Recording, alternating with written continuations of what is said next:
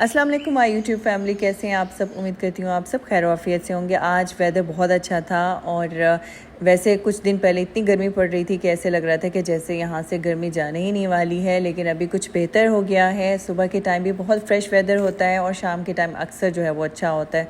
वैसे यहाँ का वेदर अनप्रेडिक्टेबल है, कभी यहाँ पे ह्यूमिड होता है और कभी जो है वो अच्छा हो जाता है। तो अभी अल्हम्दुलिल्लाह बेहतर है, तो बहुत अच्छा लग रहा है। ख़ास तौर पे इस वक्त बहुत अच्छा लग रहा होता है और वैसे भी फ्रेश प्लांट्स को देख के आपकी तबीयत भी फ्रेश हो जाती है। और आप देख सकते हैं इस वक्त कलियाँ खिली हुई हैं, ज़्यादा नहीं थी लेकिन 2-3 थी और रोज़ भी खिला हुआ था। और साथ में इस वक्त हस्बैंड पानी लगा लेते हैं पौधों को और मैं थोड़ा बहुत यहाँ पे वॉक भी कर लेती हूँ, तो बहुत अच्छा लग रहा होता है। अच्छा, अभी रैप्स बना लेते हैं। बहुत मज़े के रैप्स बनने वाले हैं, आप अपने बच्चों को लंच बॉक्स में भी देख सकते हैं। इजी रेसिपी है, आप फिलिंग रात को बना के रख लें, सुबह में बच्चों को बेक करके आप दे सकते हैं।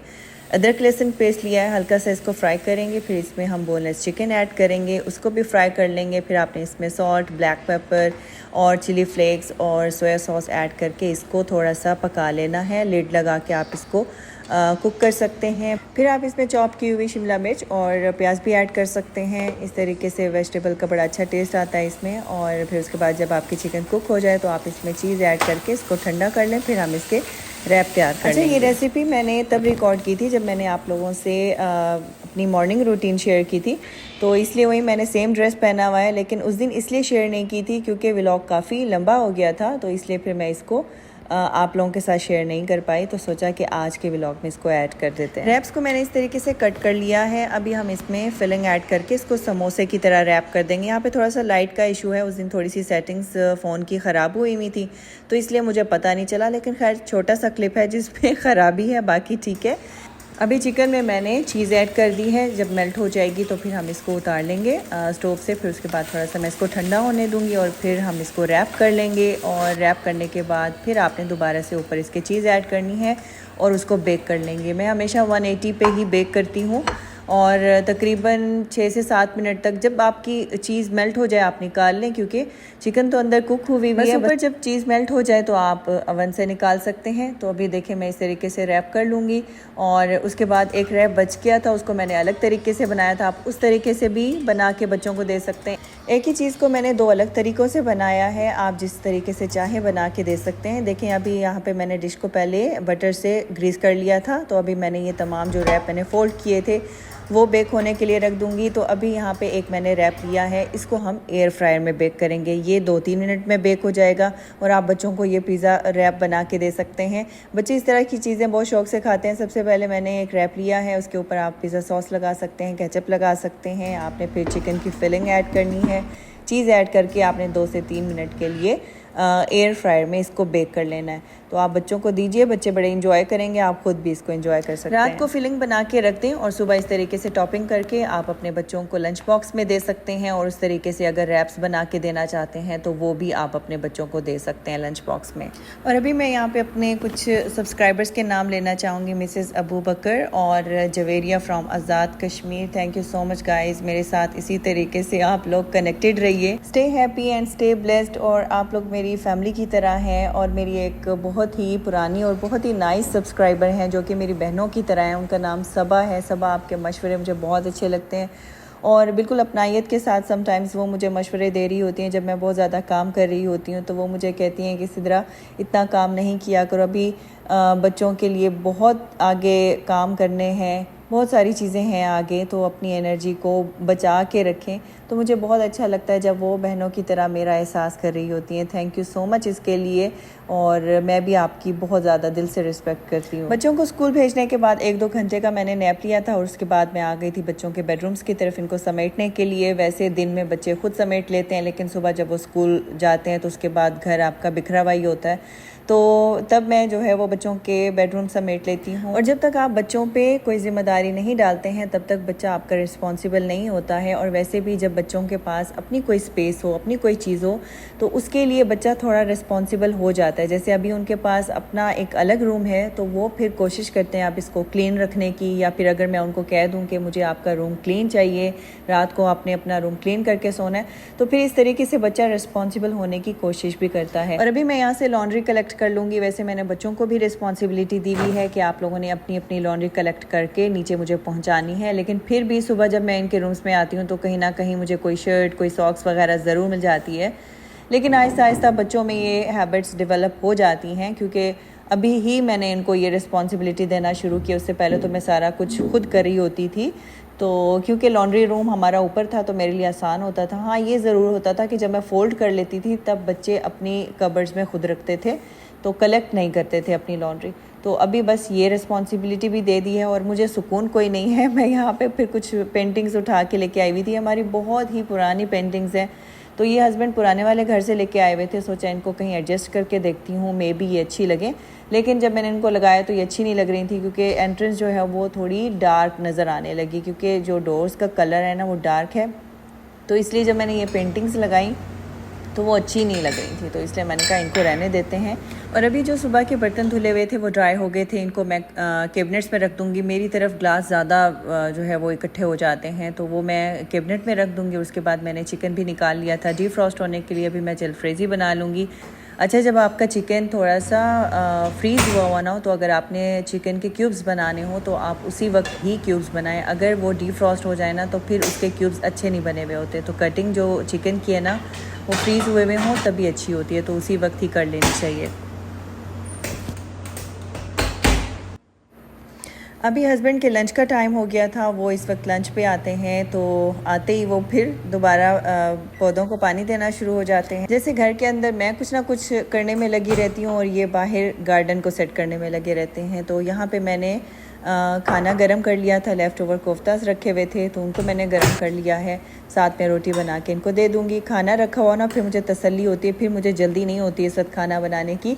तो फिर मैं इनको खाना देने के बाद बच्चों के लिए खाना बनाऊँगी। कभी मैं 12 बजे से पहले बना लेती हूँ खाना, और कभी अगर खाना रखा हो तो तसल्ली होती है तो फिर मैं 12 बजे के बाद ही बना लेती हूँ। बच्चे 2-2:30 बजे तक आते हैं, तो इस तरीके से तब तक मेरा खाना तैयार हो जाता है। लेकिन अपने तमाम काम करने का मज़ा उसी वक्त ही आता है जब बच्चे स्कूल में हों और पीछे से आप अपने तमाम काम कंप्लीट कर लें। लेकिन मेरा किसी वक्त एडिटिंग की वजह से काम जो है वो थोड़ा सा लेट हो जाता है। और जब मैं खाना बनाने लगी तो फिर देखा कि फ्रिज में टमाटर कम थे, तो हस्बैंड को कॉल लगाई कि आप जब आने लगें तो फिर कुछ टमाटर वगैरह लेते आइएगा। तो साथ में वो कुछ फ्रूट भी लेके आ गए थे, कुछ फ्रेश माल्टे थे, वही मैं अभी निकाल के बास्केट में रख दूँगी। जब मैंने इन माल्टों को बॉक्स में से निकाल लिया तो उस बॉक्स को मैं गौर से देखने लगी। मुझे ऐसे लगा कि ये बहुत अच्छा ऑर्गेनाइज़र बन सकता है, तो वहीं फिर मैंने कहा इसको पहले सोचा कि रख लेती हूँ, लेकिन फिर मैंने कहा नहीं, अभी फ़िलहाल जगह नहीं है। तो आप इस तरीके से अगर कोई ऐसी चीज़ आपके घर में आती है किसी अच्छे बॉक्स में, तो आप उसको एज अ ऑर्गेनाइज़र भी यूज़ कर सकते हैं। इसको आप कवर लगा के या कोई जैसे रैपिंग पेपर्स होते हैं उसके साथ बड़ा खूबसूरत इसको आप फ़ोल्ड करके आप एक ऑर्गेनाइज़र अपनी कैबिनेट के लिए बना सकते हैं। कोई फ्रूट हो या सब्ज़ी मैं उनको धो के नहीं रखती हूँ, ऐसे रख देती हूँ। जब मुझे ज़रूरत होती है तो फिर मैं उसी वक्त उसको निकाल के वॉश करती हूँ, क्योंकि मैंने ये नोटिस किया अगर मैं कोई सब्ज़ी या फ्रूट वगैरह धो के रखती हूँ ना तो वो जल्दी ख़राब हो जाता है। तो इसलिए फिर मैंने धोना बंद कर दिया था और एज़ इट इज़ रख देती हूँ। जब इस्तेमाल करना होता है सिर्फ उसी वक्त उसको मैं वॉश करती हूँ।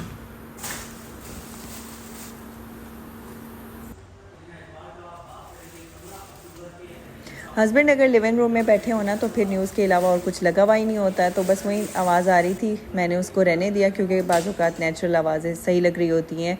तो अभी हम जलफ्रेज़ी के लिए पहले थोड़ी देर चिकन को मैरिनेट कर लेंगे। मेरे पास टाइम कम था तो बस मैंने उसको तकरीबन 10 मिनट के लिए मैरिनेट किया।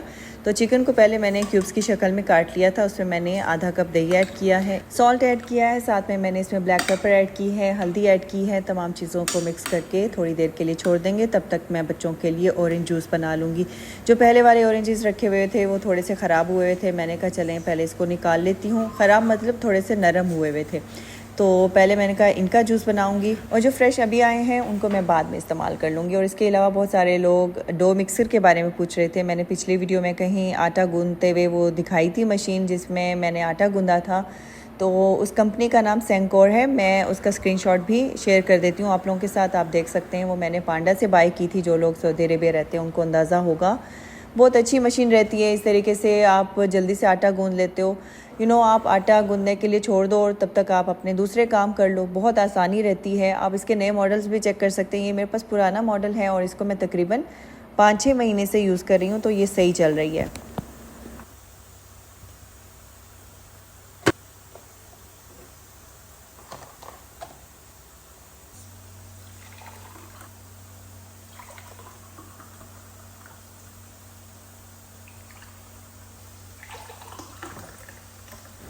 अभी मैं जूसर को साफ़ कर लूँगी। अच्छा, जूस बनाना मुश्किल नहीं लगता है, इस जूसर को वॉश करना बहुत मुश्किल लगता है। बाज़ मशीनें ऐसी होती हैं कि ज़रा उनकी सफाई मुश्किल हो जाती है।